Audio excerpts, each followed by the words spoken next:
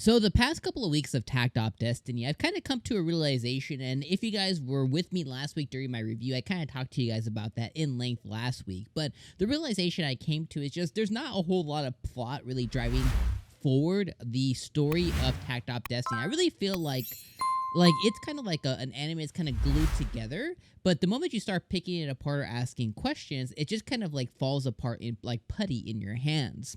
Now that's okay. There's a lot of anime that is out there that's still enjoyable, that is in that same realm, and I still think that Takt Destiny is still enjoyable. What I think the two things that it does for me personally, and this episode kind of really even fortified those two things for me, is the two things are there is some kind of corruption that is happening between Symphonica, the government, the D2s. There's something that's happening there to where, like, I have these thoughts that I'm like, okay, the Symphonica might be causing these D2 attacks. The Symphonica might be, like, I feel like the Symphonica isn't for the people. I feel like there's, like, some major, major corruption there.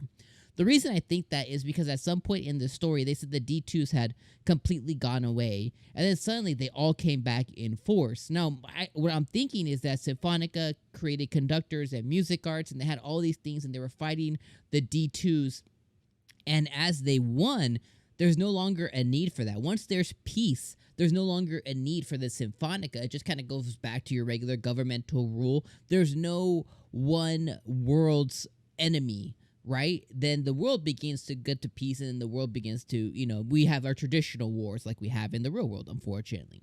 So what I'm thinking is that they created this fake, not fake, but they created another real thing, which is the D2s attacking again. But I'm thinking that the D2s are fabricated. Again, these are just my thoughts. I think the D2s can multiply. I think they can do other things, but I think that it's like they know that where they are, their cause might even be tracked to some cases. You know what I mean? So I don't know. I have these thoughts. I just think there's some kind of corruption there. I may be completely off base, and I may be completely wrong. Now, the second thing that's keeping this anime up and keeping it somewhat enjoyable for me personally to watch each and every week is that the animation and the battle scenes and the sakuga, as they like to call it, by Madhouse and Mappa, like these two studios, like there's nobody that does it better, right?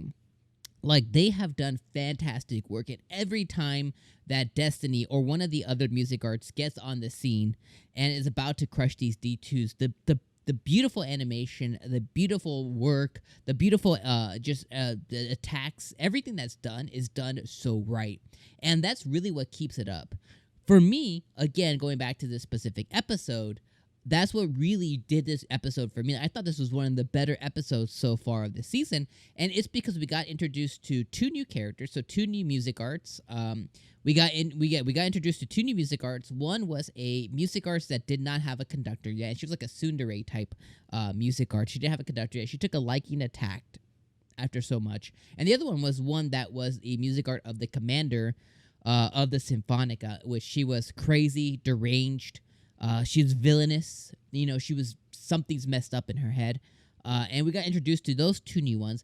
And then we got the battle scenes that ensued as Takt and Destiny were working with those two. And where they were working with the Symphonica as they're making their way to New Orleans. But the New Orleans stuff and where they're making was less of the star. And the star was really the girls and them fighting the different D2s and the sakuga that came out of those fights. And that's what made this episode really, really good. I also really want to know more about the tsundere MUSICART. I want to know, she hasn't bonded with anybody. So there's other MUSICARTs there who need to bond with a conductor, and there's more of them that are out there that need to bond. So therefore, like, Takt could be somebody that she ends up bonding with, especially because she bonded with him, not officially, but kind of like emotionally. You know what I mean? Like, she took a liking to him, which I think is going to be very interesting for their future. And then you have like the crazy one who, she's on a whole nother wavelength, whole nother level there. And then you have the commander who seems like he's looking down his nose at everybody in the world, and that's where the corruption and stuff kind of like comes into play. But overall, I mean, the episode was really, really good. I thought this episode was much better. Again, as far as like the core story and core plot, character development, there was a little bit of it there, but not too much. Overall, I think what really held this episode up was the fantastic direction where it came to the animation and the battle scenes. Now, what I did find out before I let you guys go, what I did find out last week as well is that this anime, and I didn't know this, you guys may have known this, is this anime is based on a mobile game that isn't out yet. So a lot of the holes or a lot of the things that I've been poking at it, as far as lacking plot, lacking a real thing driving forward, lacking that story element, lacking a little bit of that like really strong character development, and to really piece things together. I think that all becomes it's created for a mobile game, and the said mobile game isn't even out yet. So it's like this game is coming out, but they decided to create an anime first. But I feel like they didn't have a full picture of maybe what the game is fully going to be about, and I found that really, really interesting. Like a lot. Overall, though, I think this anime was pretty enjoyable. I think this episode of this anime was pretty enjoyable. I really like the new characters. For me, that's gonna what drives me forward to the next episode. To want to watch the next episode is the new characters that were introduced. I want to know more about the tsundere character. I want to know more about how she's going to reconvene again with Takt and them. And then I want to know more about Takt's lack of ability, that his life force keeps getting drained by Destiny. There's a lot of things I want to know that will keep me pushing forward. Overall, though, I think that this specific episode was really good.